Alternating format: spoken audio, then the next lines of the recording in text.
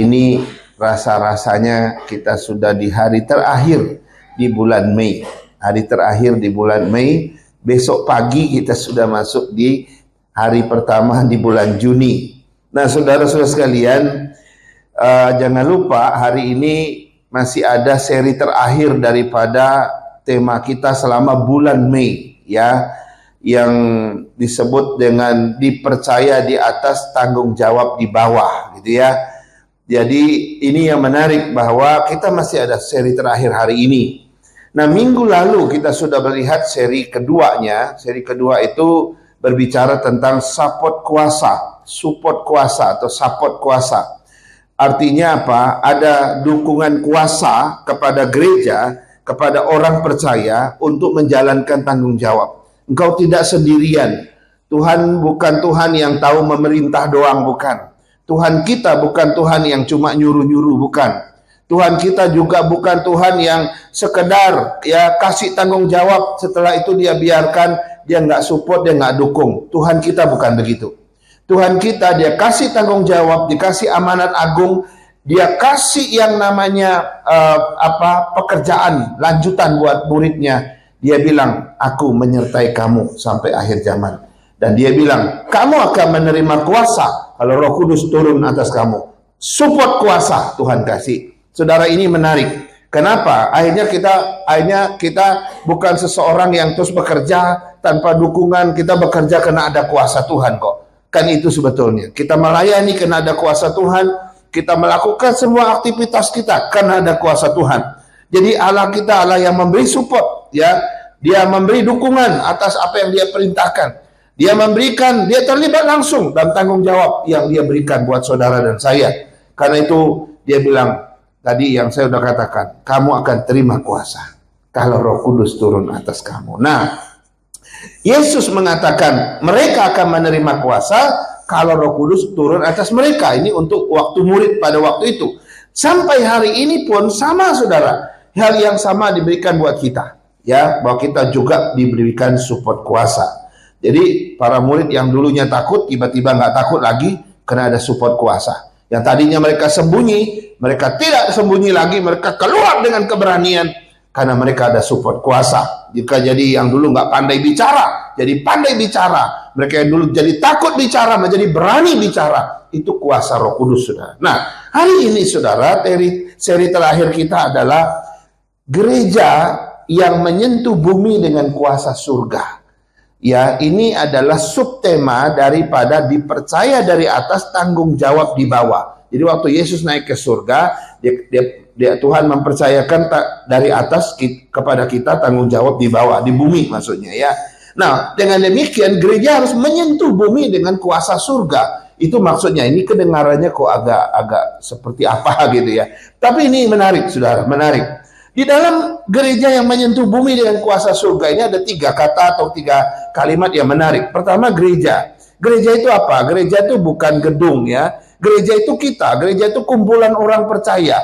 Gereja itu orang-orang yang dipanggil dari kegelapan dosa masuk ke dalam terang Tuhan. Orang yang dulunya tersesat diselamatkan Tuhan masuk ke dalam terang Tuhan. Itu adalah gereja. Orang boleh hancurkan gereja kita, gedungnya maksudnya, tapi iman kita, persekutuan kita tidak bisa dihancurkan karena kita melampaui gedung, kan begitu kan?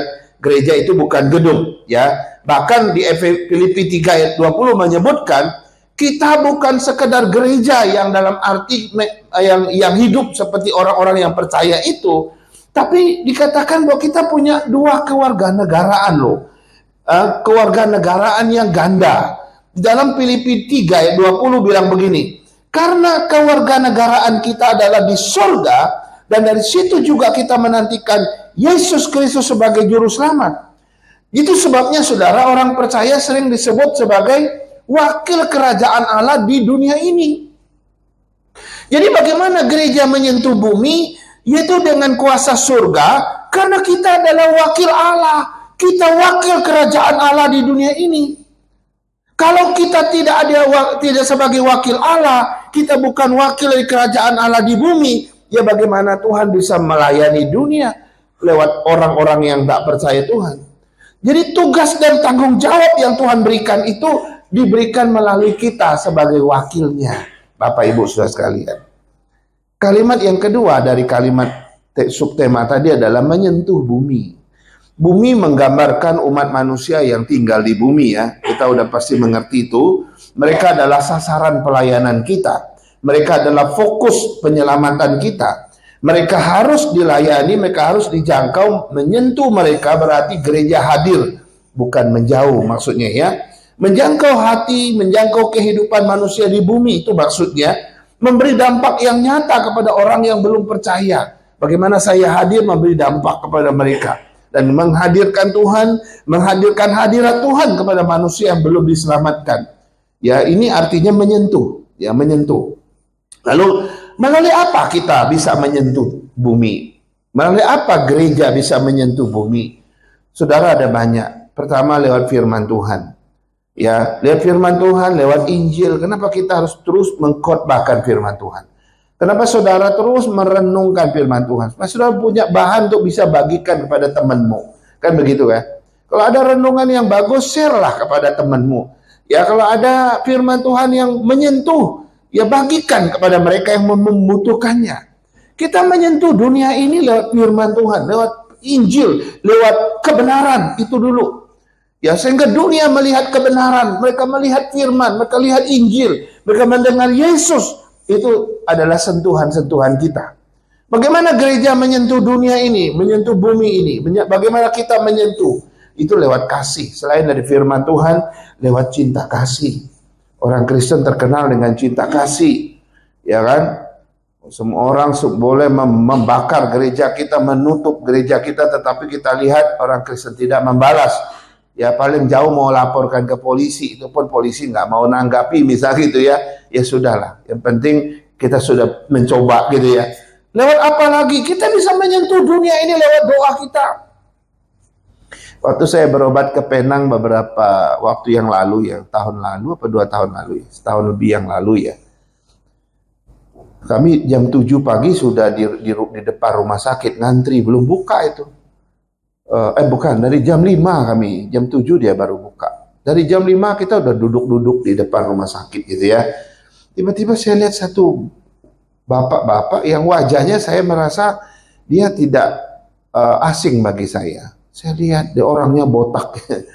Wah, rupanya hamba Tuhan, gembala sidang gereja GPMI di Bali, saudara, ya kan? GPMI, GKKA, GP Kris ini kan saudara sepupu semua ini, saudara kandung maksudnya. 3 sinode ini saudara kandung. Dulu 3 dari CFMU kan. Jadi kalau dalam pertemuan kita sering ketemu, oh ini hamba Tuhan dari GPMI, ini dari GKKA kita tahu. Saya bilang, hei Pak, oh Pak Pendeta ada di sini juga. Oh ya, Pak Pendeta juga di sini. Berobat apa? Oh ngomong-ngomong dia juga berobat cek jantung gitu ya. Saya baru datang Pak, soalnya agak telat saya ini, saya buru-buru nih. Kenapa? Tadi pagi saya bangun kira-kira jam 4 ya, saya keliling dunia dulu katanya. Lalu saya tanya, kenapa Bapak keliling dunia? Maksudnya gimana Pak? Saya doa dulu Pak, biasalah doa pagi. Saya kalau doa pagi itu keliling dunia dulu katanya. Oh, udah mati saya orang ini luar biasa gitu ya, pendeta satu ini. Dia berdoa tiap pagi itu, dia doakan keliling dunia itu dia doa katanya ini ceritanya nih. Nah, yang saya maksudkan begini, ya kita menyentuh dunia tidak hanya lewat firman, tidak hanya lewat cinta kasih kita. Kita menyentuh bumi ini dengan kuasa surga, itu juga dengan doa kita. Nah saudara, mulai Kamis besok, kita akan berdoa secara dalam konteks DP Kris Kelapa Gading ke Bali ya. Selama ini kan kita Bible study dan doa bersama dengan TPI Kaltara. Nah TPI Kaltara ini mulai bulan Juni, mereka sudah tidak di bawah kita lagi. Mereka akan dibawa salah satu GP Kris di Bangka. Dengan demikian, setiap Kamis, saya tidak sebut itu Bible study, tapi saya sebut itu sebagai doa seperti biasa. Kita doa, ya. Kita doa untuk orang-orang yang hadir, pergumulan gereja dan sebagainya. Dan tetap kita belajar firman Tuhan juga. Tapi nggak sepanjang kalau kita Bible study, gitu ya. Itu untuk apa? Untuk menyentuh bumi dengan kuasa surga. Kita menyentuh dunia ini lewat doa kita. Kemudian lewat apa lagi? Lewat teladan hidup kita. Ya, orang melihat hidupmu, orang melihat hidupku, orang senang. Tapi orang melihat hidupmu, orang melihat hidup tutur katamu misal gitu ya, orang sudah nek gitu. Waduh, ini bukan teladan, saudara. Dulu saya pernah cerita satu ibu ya, di satu gereja, ibu itu terkenal sekali, saudara. Ya, bukan terkenal apanya, terkenal nggak enak komunikasi sama dia, kira-kira gitu ya. Jadi kalau ada kelompok ibu-ibu yang lagi ngobrol gitu ya, dengar bunyi sepatunya datang aja, taktuk, taktuk, langsung diem, saudara. Kenapa kok diem? Ah, itu dia datang, sudah pada bubar, saudara. Ya kan? Tiap kali dengar bunyi taktuk, itu bunyi sepatunya. Mereka udah dengar bunyi sepatu aja udah nggak begitu respect gitu, saudara ya. Kok sampai ada yang begitu gitu ya? Nah, saudara, ini bicara tentang apa? Ini bicara tentang kita memberi dampak apa? Kita menyentuh lingkungan kita dengan apa? Sederhana sebetulnya. Ya, teladan yang baik saja orang suka kok, orang mau kok.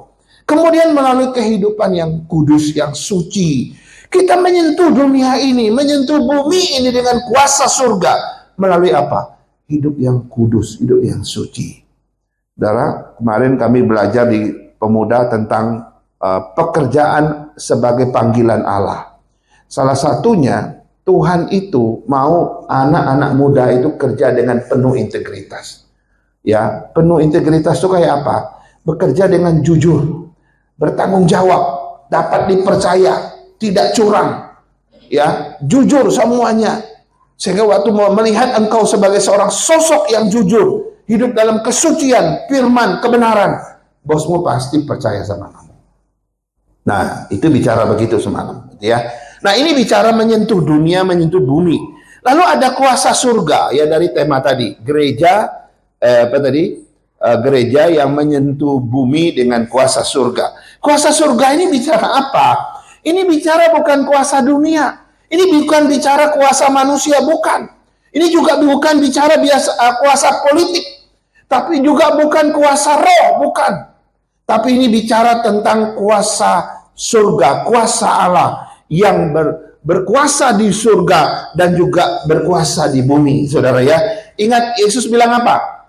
Yesus bilang begini, segala kuasa telah diberikan kepadaku, baik kuasa di surga maupun kuasa di bumi. Ini kata Tuhan Yesus sebelum dia naik.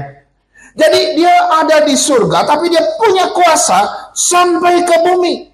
Dalam apa? Menyelamatkan jiwa, mengubah hidup orang, menyembuh hati yang luka, memerdekakan orang dari dosa, kemudian membawa damai sejahtera, menyatakan cinta kasih dari Kristus.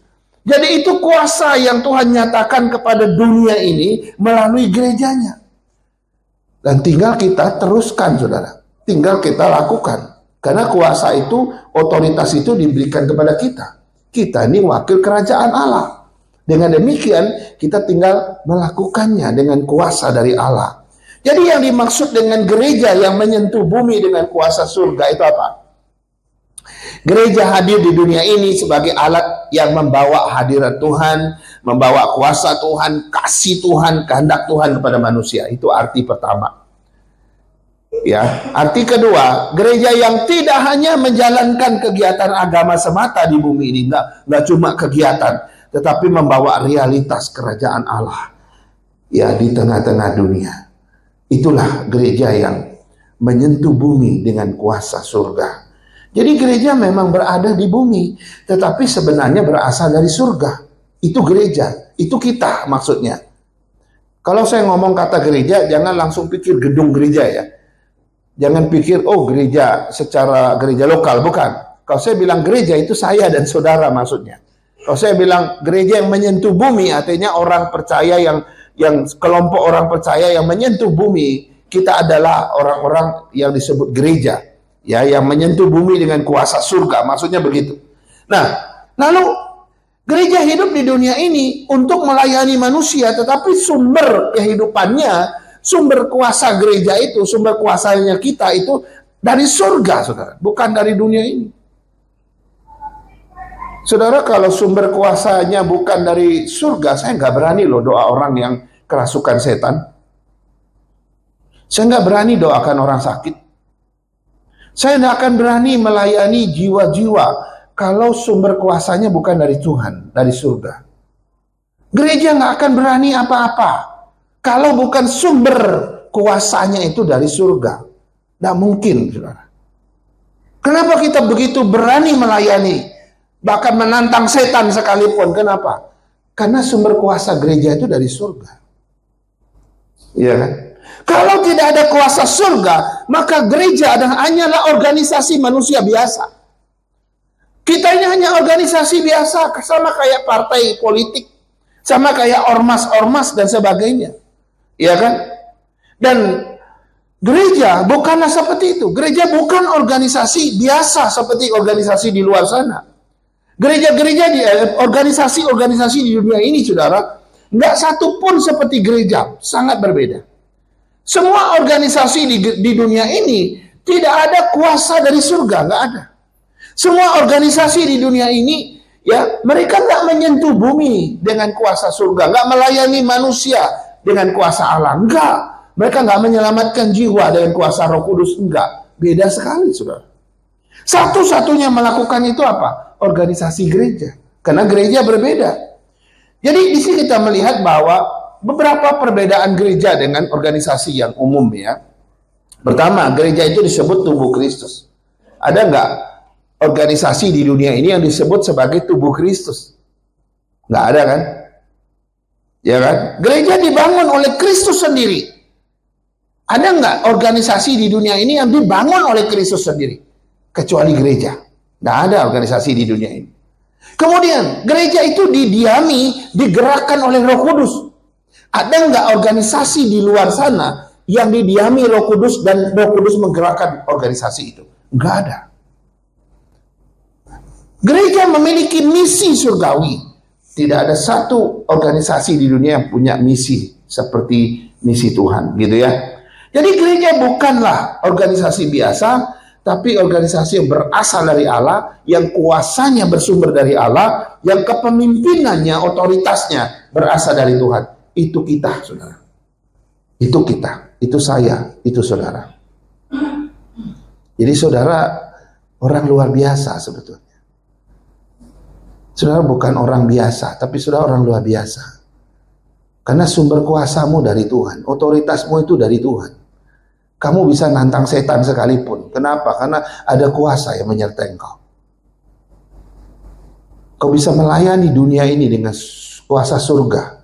Kau bisa menyentuh bumi ini dengan segala cara, dengan kuasa surga yang Tuhan sudah berikan. Itu kita, saudara. Jadi kalau ada orang Kristen takut, orang Kristen tidak berani itu, tidak berani itu dalam hal rohani gitu ya. Saudara belum mengerti firman Tuhan, mungkin tidak mengerti firman Tuhan. Padahal kalau kita tahu Tuhan bersama kita, ya siapakah lawan kita? Itu gereja, itu kita. Bukan hanya gedung saya bicarakan di sini. Tapi ada satu fakta yang lebih menarik lagi. Ke poin yang berikutnya adalah ada semacam koneksi, saudara. Koneksi itu hubungan atau relasi antara kuasa Kristus di surga dengan kuasa gereja di bumi. Kuasa Kristus di surga itu punya koneksi langsung dengan kuasa gereja, kuasa orang percaya yang ada di bumi ini, saudara. Itu ada. Nah, saya mau kasih tahu, saudara. Yang pertama kita lihat, Yesus itu kan memerintah di surga dan memerintah juga di bumi, ya kan? Makanya sebelum Yesus naik ke surga, ya kan, dikatakan dia diberi kuasa baik di surga maupun di bumi. Dan waktu dia naik ke surga, Alkitab memberi kesaksian bahwa Yesus duduk di sebelah kanan Allah Bapa. Dia dikatakan dia duduk di sebelah kanan Allah Bapa. Duduk di sebelah kanan ini menurut para teolog dan menurut kebenaran firman, itu artinya dia ikut memerintah secara bersama-sama dengan Allah Bapa. Itu artinya. Artinya apa? Artinya bahwa Yesus naik ke surga tidak berarti dia beristirahat. Enggak. Yesus naik ke surga bukan berarti dia tidak melakukan apa-apa, bukan. Yesus naik ke surga bukan berarti dia diam aja lalu jadi nonton doang, ngamat-ngamati doang, bukan.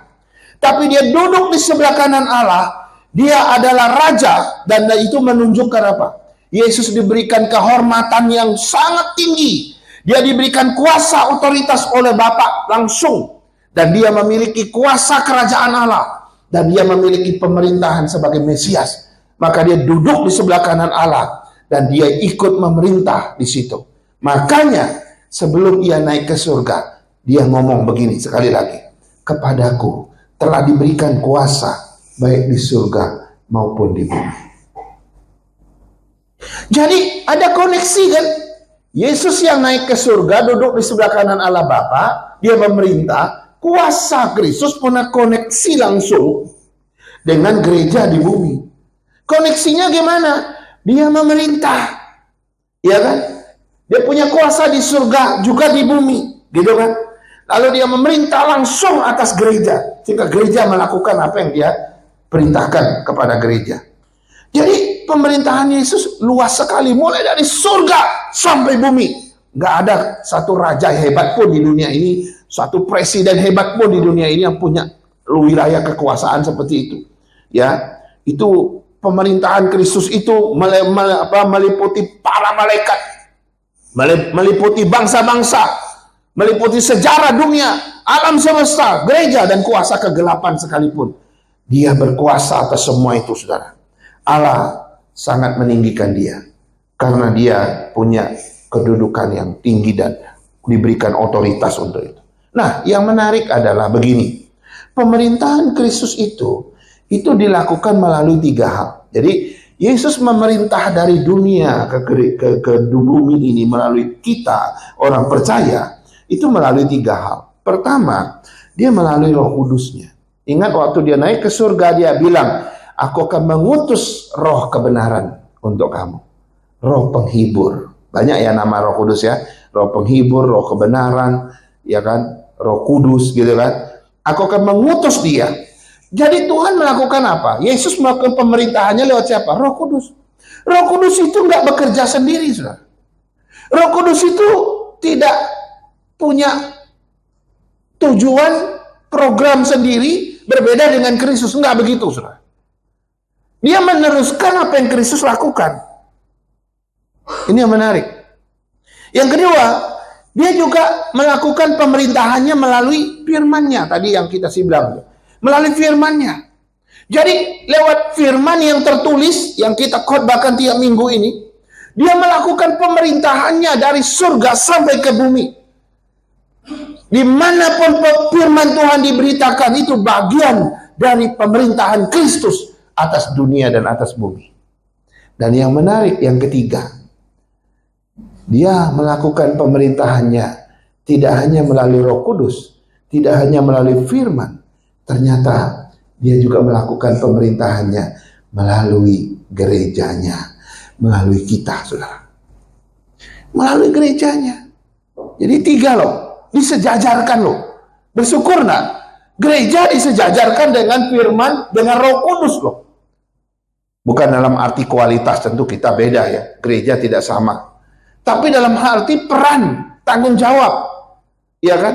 Tuhan melakukan yang namanya pemerintahannya lewat Roh Kudus, firman, dan gereja. Nah, ini yang menarik. Lewat saya, lewat saudara, kita nggak bisa hindari ini. Roh Kudus mau memerintah, melakukan pemerintahan dia lewat hidup saudara.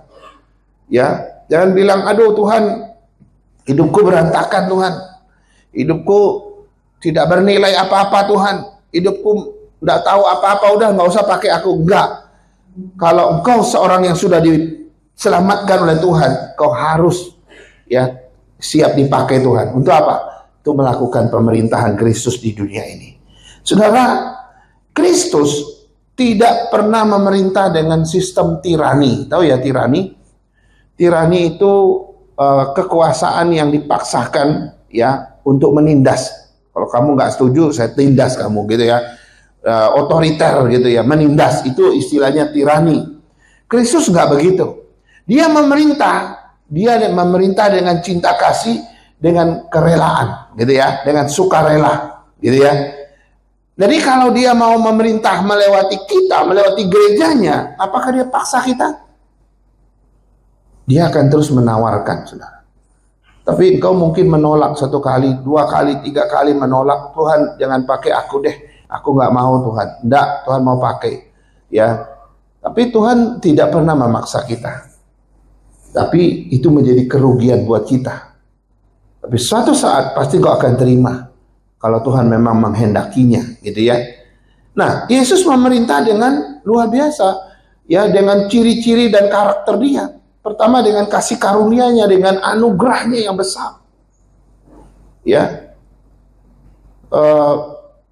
ada orang memerintah dengan paksaan, dengan menindas, dengan tirani tadi ya, dengan tangan besi gitu ya bahasanya.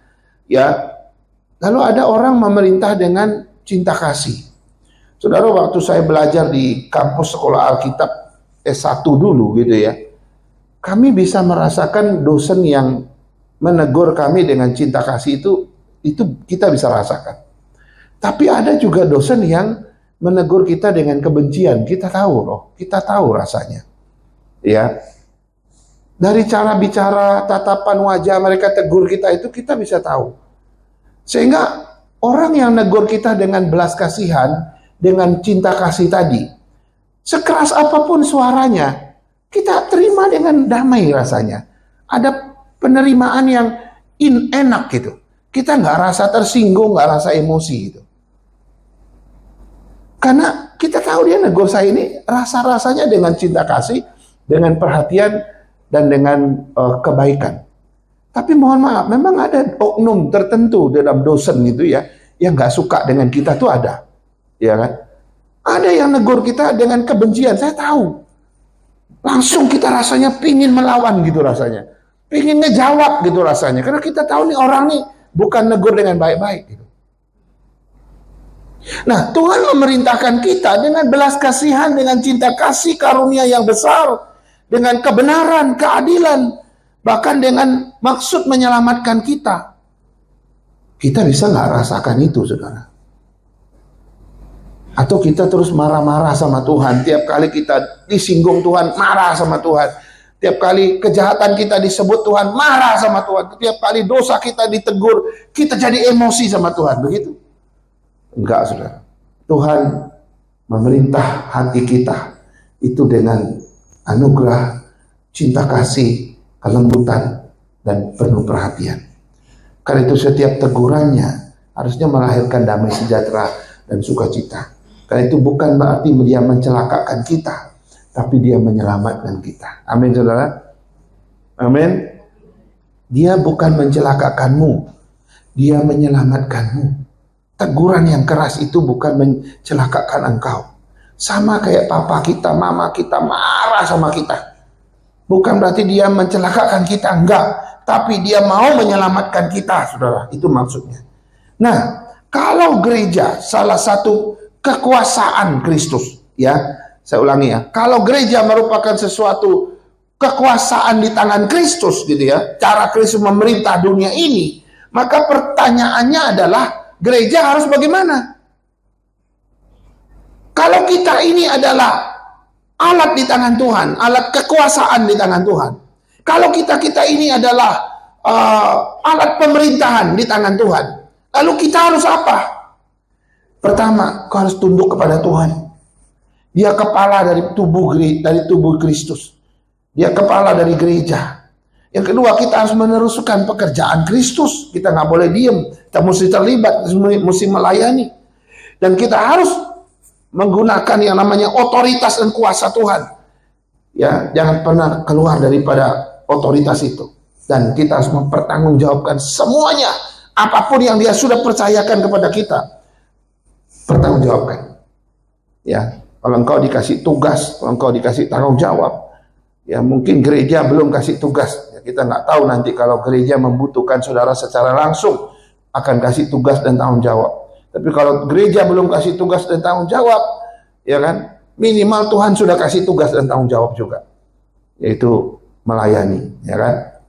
Nah, saudara-saudara, jadi di sini kita melihat, bayangkan saudara, kita bisa melayani, ya, menjadi bagian dari alat kekuasaan Tuhan. Yang kedua, saudara, kita melihat ada semacam, selain dia memerintah ya, koneksi tadi ya, Tuhan memerintah, ada koneksi langsung dengan kuasa gereja dalam melayani dunia.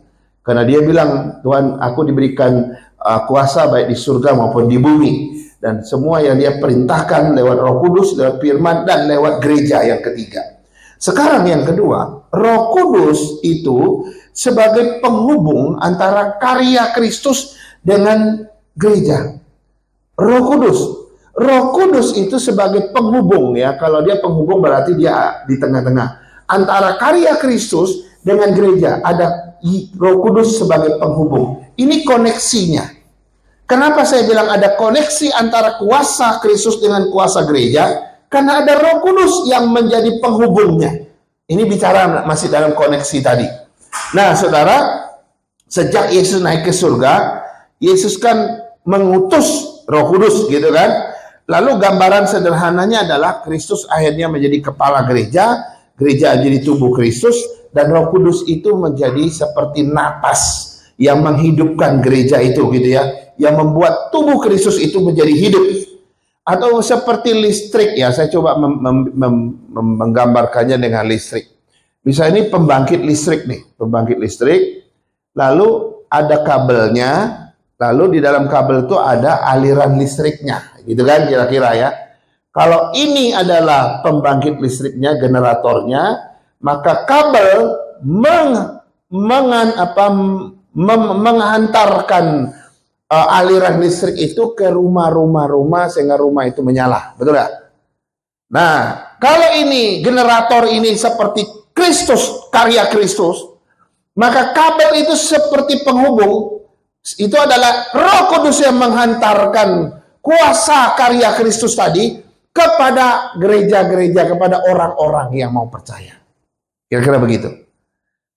Sehingga kalau kita menikmati kuasa Tuhan, menikmati keselamatan dari Tuhan, itu karena ada penghubungnya, yaitu Roh Kudus tadi. Orang nggak akan pernah mengerti karya Kristus, orang nggak akan pernah mengerti siapa Kristus sebagai Tuhan dan Juru Selamat, kalau Roh Kudus tidak menjadi penghubung. Nggak akan pernah bisa, saudara. Ya, ini seperti itu, mirip sedikit lah, kira-kira walaupun nggak persis gitu ya. Jadi menarik ya, Roh Kudus itu membawa hadirat Tuhan dari surga sampai ke dunia, menyatakan kehendak Kristus kepada ke dunia, menerapkan karya keselamatan itu kepada kita, dan memberi kuasa untuk kita memberitakannya kembali kepada orang lain. Itu pekerjaan Roh Kudus sebagai penghubung, saudara. Ya, Yesus berkata dalam Injil Yohanes pasal 16 ayat 13 sampai 15 begini. Saya baca ya. Ini janji Yesus ketika Roh Kudus mau diutus. Saya baca. Tetapi apabila ia datang, maksudnya apabila Roh Kudus itu datang. Ini sebelum Yesus naik ke surga. Tetapi apabila ia datang, yaitu Roh kebenaran, ia akan memimpin kamu ke dalam seluruh kebenaran. Dia akan memimpin kita kepada seluruh kebenaran. Sebab ia tidak akan berkata-kata dari dirinya sendiri. Tetapi segala sesuatu yang didengarnya, itulah yang dikatakannya, dan ia akan memberitakan kepadamu hal-hal yang akan datang. Dia nggak akan berkata-kata dari dirinya sendiri. Roh Kudus itu nggak ngomong dari dirinya sendiri. Tapi dia ngomong dari apa yang dia dengar. Nah, yang dia dengar dari mana? Apa yang Kristus sudah kerjakan. Semua yang Yesus kerjakan, yang dia dengar, yang dia dapatkan, itulah nanti yang dia katakan kepada kita. Jadi dia nggak pernah menciptakan satu berita baru, nggak ada. Semua berita dari apa yang Kristus sudah kerjakan. Ayat 14, menarik. Ia akan memuliakan aku, kata Yesus ya. Ia akan memuliakan aku sebab ia memberitakan kepadamu apa yang diterimanya daripadaku. Jadi yang menjadi isi berita Roh Kudus itu adalah sesuatu yang dia terima dari Kristus. Bukan dari dirinya. Apa yang dia terima dari Kristus? Ya karya keselamatannya, bagaimana dia mengorbankan hidupnya menjadi Tuhan dan Juru Selamat. Itu nanti yang dia akan katakan. Dia tidak pernah membuat berita baru, sekali lagi. Ayat 15, lebih menarik lagi. Segala sesuatu yang Bapa punya adalah aku punya. Sebab itu aku berkata, ia akan memberitakan kepadamu apa yang diterimanya daripadaku. 2 kali lagi. Bahwa dia akan memberitakan kepadamu apa yang dia terima daripadaku, kata Kristus.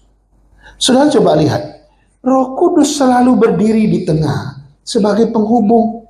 Apa yang dia dengar dari Kristus, apa yang dia terima dari Kristus, itu nanti yang dia sampaikan kepada dunia, kepada orang-orang yang mau diselamatkan. Kepada saya dan saudara dan kepada gerejanya. Roh Kudus menjadi penghubung seperti itu, saudara.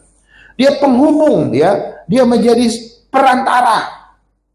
Sehingga kalau kita mendengar firman Tuhan, ya, Roh Kudus bekerja.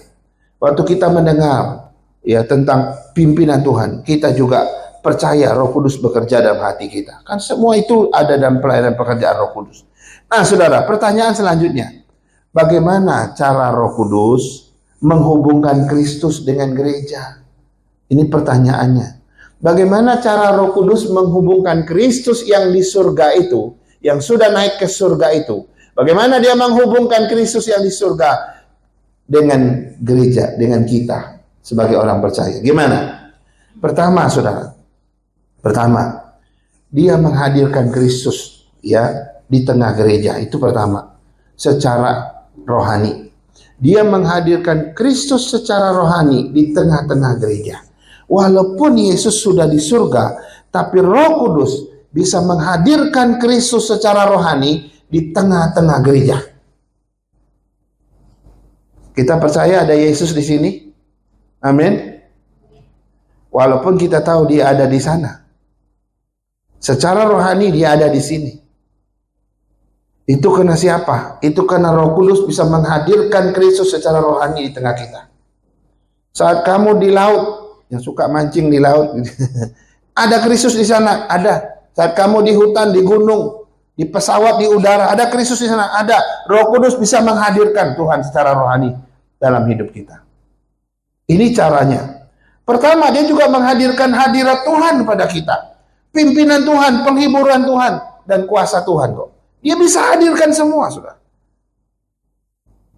Saat kamu tidak diperhatikan orang lain, saat kamu merasa sendirian, saat kamu rasa ditinggalkan oleh siapapun, oleh keluargamu, oleh orang-orang yang kau kasihi, Yesus bisa hadir di situ dan dia tidak pernah meninggalkan.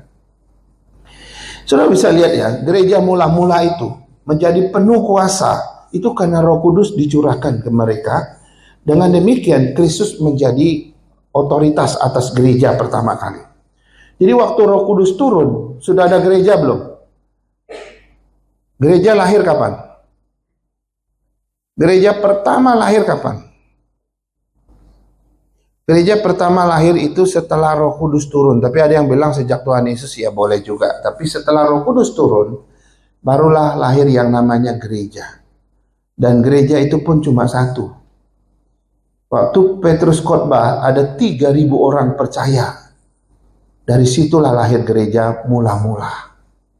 Nah, gereja mula-mula pada tahun itu, katakanlah itu abad pertama. Itu abad pertama, baru satu gereja lahir. Saya nggak tahu di abad pertama itu baru satu lahir, setelah di akhir abad itu mungkinlah muncul lagi satu, kita nggak tahu. Tapi setelah 3.000 orang yang percaya dari Pentakosta itu, mereka pulang kemana-mana, dari sanalah lahir gereja-gereja. Tiap tahun ada gereja lahir, tiap tahun ada gereja lahir, terus menerus dari abad ke abad lahir, sampai hari ini. Dari satu gereja di abad pertama, sekarang sudah jutaan gereja di muka bumi ini. Itu pekerjaan siapa? Itu pekerjaan Roh Kudus yang menghadirkan Kristus di tengah gereja. Yang kedua, Roh Kudus itu menerapkan keselamatan Kristus di dalam gereja. Itu juga salah satu cara Roh Kudus, ya, cara Roh Kudus menggerakkan gereja itu, ya, dengan Kristus, ya. Dia menerapkan karya keselamatan, saudara. Nah, saya mau pelan-pelan di sini supaya saudara bisa memahami apa yang saya maksudkan. Begini ya, kan kita suka ngomong begini.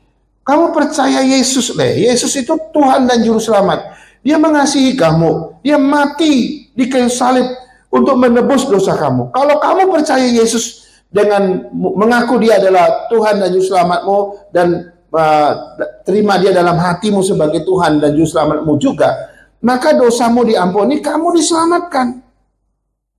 Orang kalau dengar ini kan, itu kayak dengar berita, sama kayak dengar berita di TV kan. Sama kayak kita dengar berita di media sosial kan. Lalu penerapannya gimana? Implikasi mengimplementasikannya gimana? Nah, mengimplementasikan berita yang saya dengar tadi, itu pekerjaan Roh Kudus, saudara.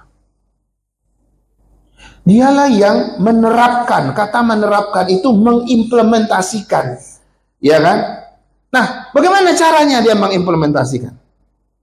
Itu sudah bukan wilayah saya. Itu juga bukan wilayah Bapak Ibu.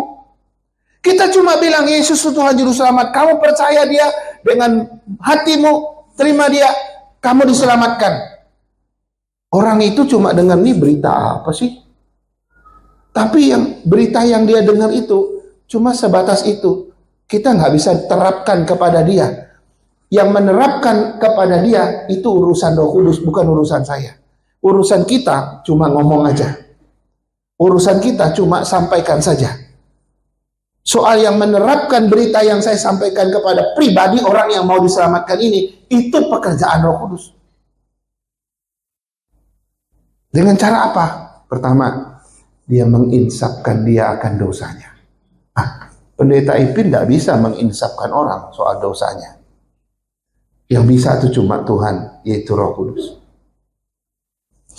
Yang kedua, dia membawa orang itu kepada pertobatan. Yang bisa menggerakkan hati orang bertobat itu siapa? Roh Kudus, bukan saya. Ini bagian dari implementasi dari Roh Kudus. Saya cuma sampaikan berita aja tadi.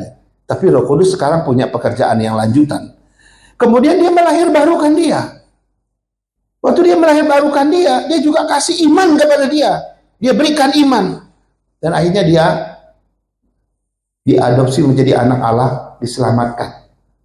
Nah, penerapan ini, saudara, ini bukan wilayah kita. Ini bukan tanggung jawab saya dan saudara.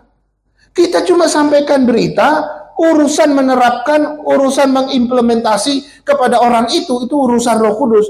Maka ini adalah salah satu cara Roh Kudus ya menghubungkan Kristus dengan gerejanya tadi, gitu. Yang bisa mengubah hati orang, mengubah karakter orang itu bukan saya, itu Roh Kudus, gitu ya. Yang ketiga, Roh Kudus juga menyatukan gereja dengan Kristus. Nah, apa yang dimaksud dengan menyatukan gereja dengan Kristus? Ya, saya dan saudara bisa bersatu karena Kristus. Amin. Ya kan? Kita ini saudara dalam Kristus. Amin. Dalam Yesus kita bersaudara. Ada bahasa itu ya. Kalau ada yang rambutnya keriting, rambutnya lurus, kulitnya gelap, kulitnya putih, matanya belok, matanya sipit, apalagi kita nggak lihat perbedaan. Memang manusia suka mengotak-kotakan orang ya, mengkotak-kotakan orang maksudnya, bukan mengotak-otak, mengkotak-kotakan orang. Kita lihat dia, ini bukan sesamaku, gitu ya. Oh, ini bukan etnisku. Aku mohon maaf, saya nggak bisa teman sama kamu ya, karena kamu bukan etnisku. Ini baru etnis saya nih, coba ya, sama ya matanya gitu kan, sama ya kulitnya gitu ya. Manusia tuh suka begitu, manusia berdosa maksud saya. Tetapi saudara, saya mau kasih tahu, persekutuan yang paling indah, kalau sudah mencapai di mana Roh Kudus bisa menyatukan kita di dalam Kristus, itu satu persekutuan yang tingkatnya sangat tinggi. Sampai kita tidak lagi membedakan warna kulit, sampai kita tidak lagi membedakan yang namanya latar belakang, sampai kita tidak lagi melihat siapa dia, siapa yang sebelah kita, tidak lihat itu lagi. Semuanya sama di mata Tuhan, punya harkat martabat yang sama. Itu persekutuan hasil daripada pekerjaan Roh Kudus. Jadi kalau kamu belum bisa duduk berdampingan dengan orang yang berbeda dengan kamu, atau kamu merasa risih duduk di sebelah orang yang sangat jauh fisiknya dengan kamu, saudara, itu dipertanyakan. Ya, padahal dia orang yang percaya Tuhan. Dia orang sama kok, beriman pada Tuhan kok sebenarnya. Jadi ini menarik, saudara. Yang bisa menyatukan kita dengan Kristus itu cuma Roh Kudus. Kita nggak bisa, saudara. Kita nggak bisa. Sekarang ini ya, kok terjadi kebangunan komunitas-komunitas. Komunitas itu selalu melihat ya yang identik sama saja. Ya, komunitasnya apa nih? Gitu kan? Oh, komunitas, mohon maaf nih, orang Sumatera gitu. Komunitas orang Bangka gitu ya. Komunitas orang apa lagi? Nanti ada Natalnya nih, Natal orang Bangka, Natal orang Belitung, Natal orang Kalimantan gitu ya.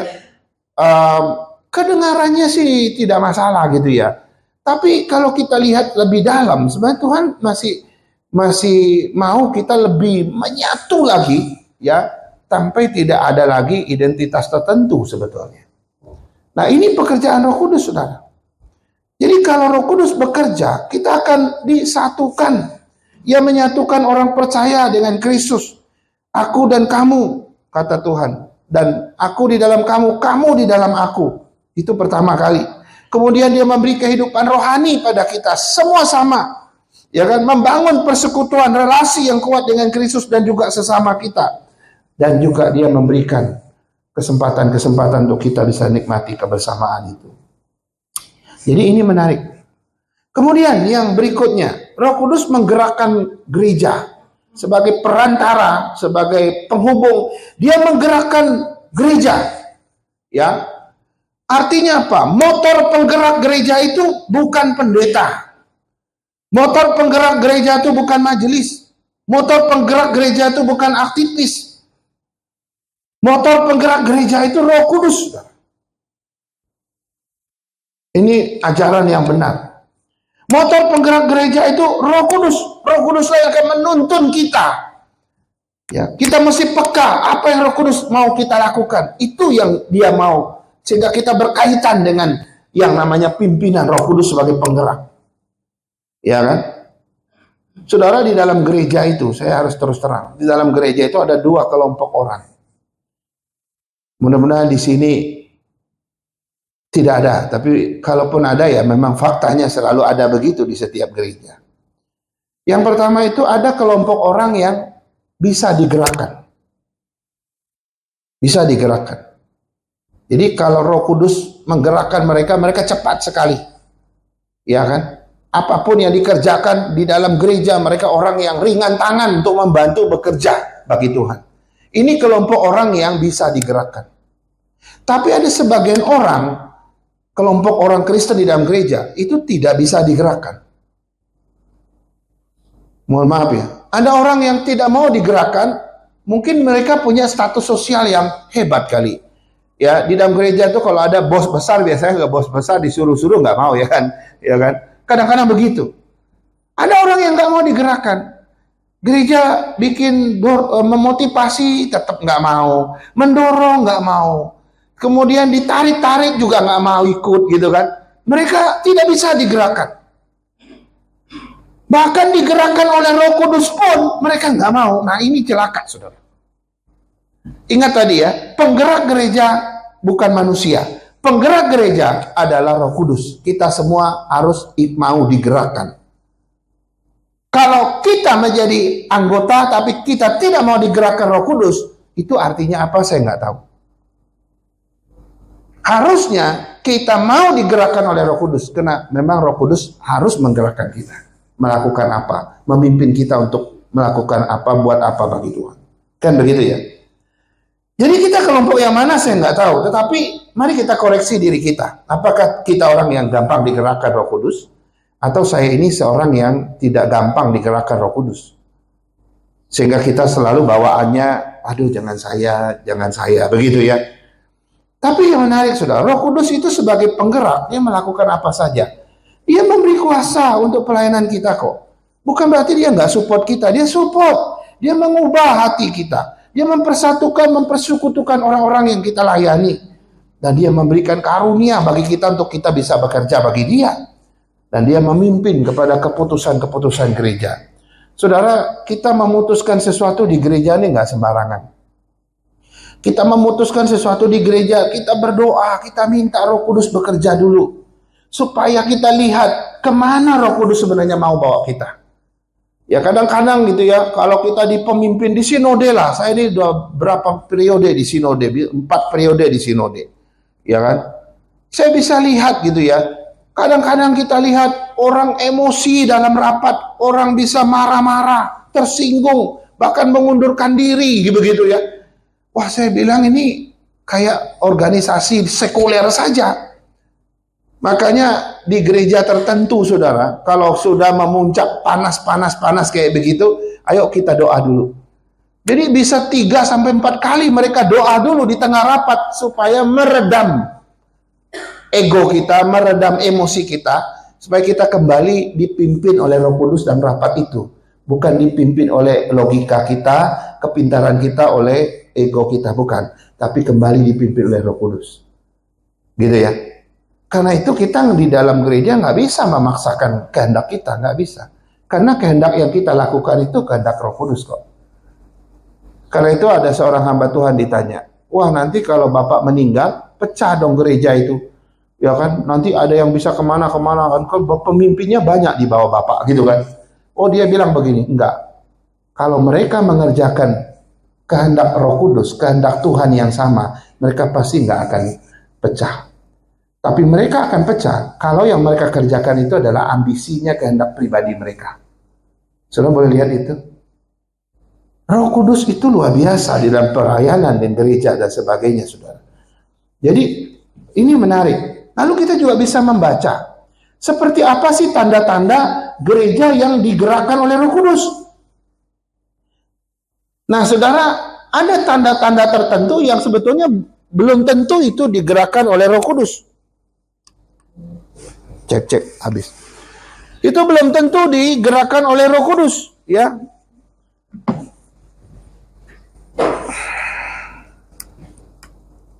Cek 1 2. Jadi kalau kita lihat saudara, gereja yang ramai belum tentu itu digerakkan Roh Kudus. Gereja yang modern belum tentu gereja itu digerakkan Roh Kudus. Gereja yang terkenal, viral misalnya, belum tentu saudara. Gereja yang kaya dengan kegiatan, kaya dengan program, banyak programnya, hebat-hebat, belum tentu juga digerakkan oleh Roh Kudus. Tapi yang pasti, saudara, kalau Roh Kudus menggerakkan sebuah gereja, pasti ada tanda-tanda ini. Pertama, ada kasih, ada cinta kasih, tidak ada kebencian di sana, tidak ada ketersinggungan di sana, semua cinta kasih. Ada pertobatan, itu tanda Roh Kudus menggerakkan sebuah gereja. Setiap kali ada dosa, selalu ada pertobatan. Ada doa di sana, ada kekudusan di situ. Kalau ada hidup yang kudus, yang suci di situ, itu tanda Roh Kudus menggerakkan gereja itu. Ada kerinduan yang besar akan Tuhan. Tidak peduli tantangannya seperti apa, tetap mencari Tuhan. Ada kehidupan yang berubah.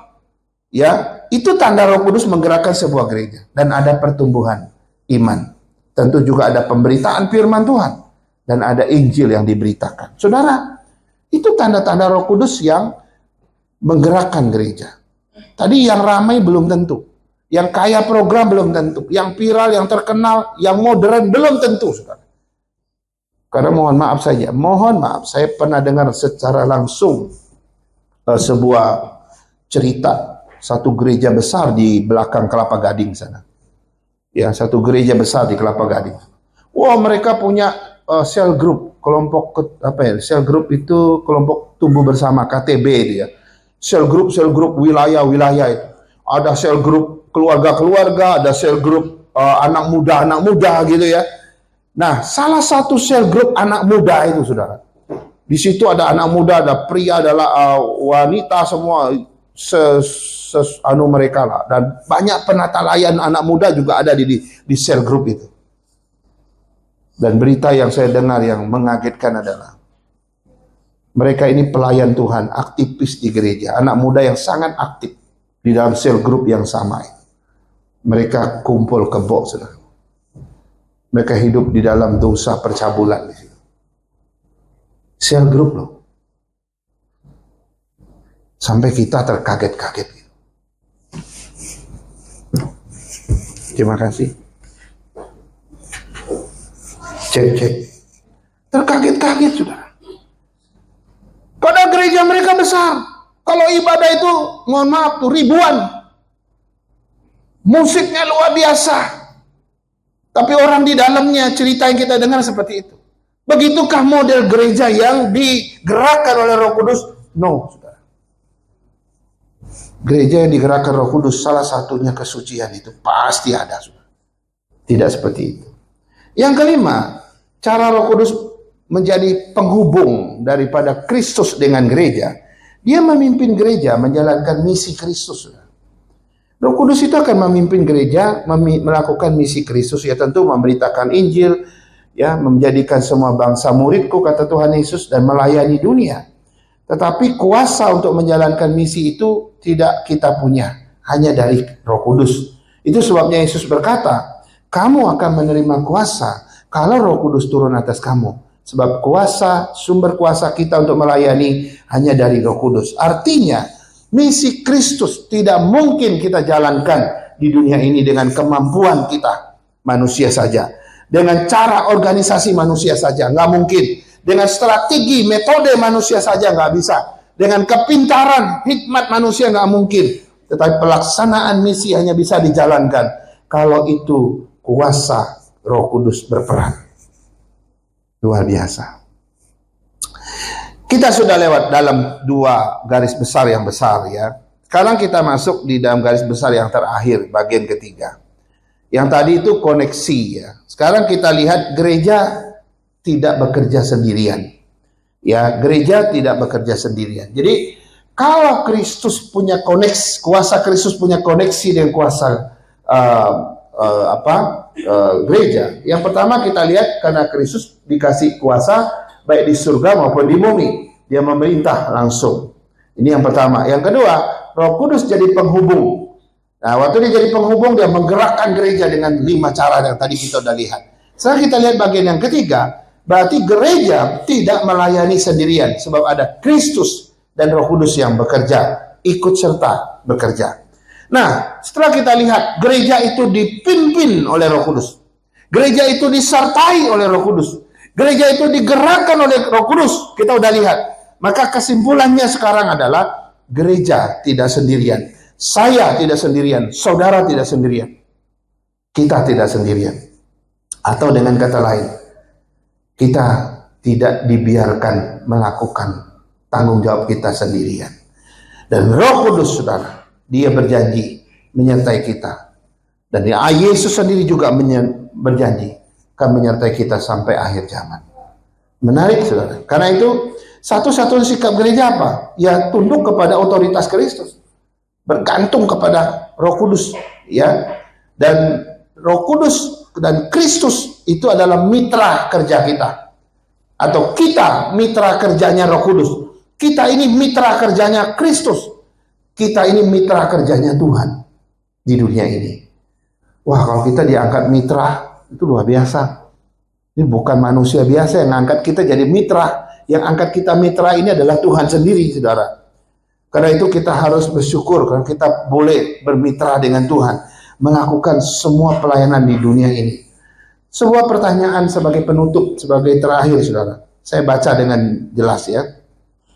Jika Kristus memerintah dari surga dan Roh Kudus bekerja di dalam gerejanya, apakah hidup dan pelayanan saudara saat ini menunjukkan bahwa saudara sedang bekerja sama dengan Allah dan masih berjalan dengan kekuatan sendiri? Jadi kalau Kristus memerintah atas gereja dan Roh Kudus bekerja di dalam gereja, nah, pelayananmu hari ini apakah itu menunjukkan bahwa saudara bekerja sama dengan Tuhan atau saudara sedang berjalan sendiri? Kita harus evaluasi itu. Saudara, biarlah dalam hidup kita menyadari bahwa kita salah satu alat kekuasaan di tangan Tuhan yang Tuhan pakai untuk melayani bumi ini, untuk melayani dunia ini, untuk melayani jiwa-jiwa ini. Dan engkau tidak sendirian, sebab Kristus dan Roh Kudus ikut serta di dalam pelayanan itu. Mari kita berdoa. Segala puji dan hormat kami kembalikan kepadamu, ya Tuhan. Sebab kami sadar satu kebenaran hari ini, bahwa kami tidak sendirian ketika Kau memberikan tanggung jawab buat kami di bumi ini. Kami tidak berjalan sendirian, sebab Kristus juga berjalan bersama kami. Roh Kudus bekerja dan menjadikan kami sebagai mitra-Mu. Tuhan, terima kasih. Kami terlalu takut, kami terlalu tidak berani untuk melangkah. Seringkali kami meragukan kehadiran Tuhan dan Roh Kudus. Tuhan, berikan keberanian buat kami untuk kami melayani Tuhan lebih dalam lagi, lebih jauh lagi. Dengan demikian, gereja ini atau tempat di mana kami berada, kami menjadi berkat besar bagi dunia dan sekitar kami. Terima kasih Tuhan, berkati panggilan kami masing-masing, dimanapun kami berada, dimanapun Tuhan menempatkan kami. Kami ada di sana untuk menghadirkan Tuhan bagi mereka. Dalam nama Yesus kami mengucap syukur. Amin.